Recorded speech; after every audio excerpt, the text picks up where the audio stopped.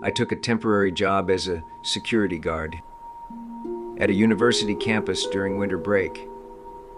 If you've never been to a school during holidays, you don't know how creepy it can get. It was just me and an older guard, Old Goo. The campus was completely empty, dead silent, and pitch black at night. Our job was just to patrol and check for fires. But it was freezing cold and boring. So around midnight, we decided to slack off. We found an empty classroom on the second floor. We picked the back door because it was unlocked. We went in, lay down on the benches, and fell asleep.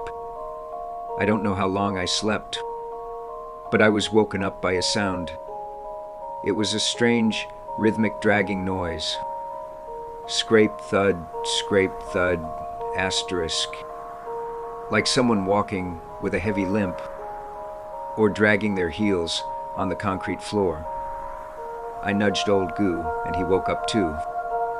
We both held our breath, listening.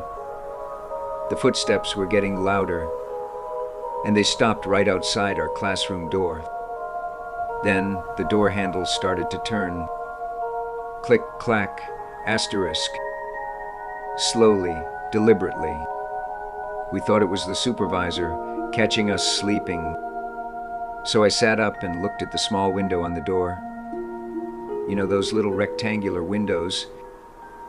There was just enough moonlight coming from the stairs to see a silhouette standing there. A face was pressed right against the glass. I couldn't make out the features. It was just a pale, white blur, but I could feel it staring right at me. I got an adrenaline rush, thinking it was a thief. I shouted, "Who is there?" and jumped up. The shadow immediately turned and ran. It bolted towards the stairs, heading up. Old Goo and I grabbed our flashlights and chased him. We were running fast, right on his heels. We heard the footsteps going up to the third floor, then the fourth, and finally the fifth floor. Now, here is the problem. The fifth floor is the top floor. There are no stairs going up to the roof from there. It is a complete dead end. We knew we had him trapped. We sprinted up the last few steps, ready to tackle this intruder. But when we shined our lights down the hallway, it was completely empty. The only place he could hide was the bathroom. We rushed to the bathroom door. I kicked it open and shouted, "Come out!" We checked every stall.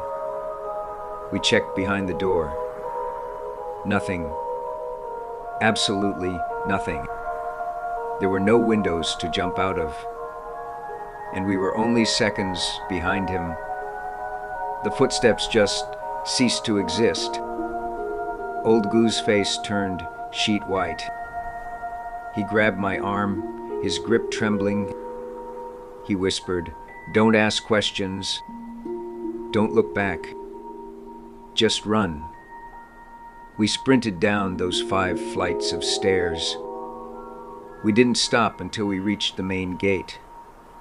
I never slacked off in that building again, because I know what I saw. And I know that thing didn't leave by the stairs.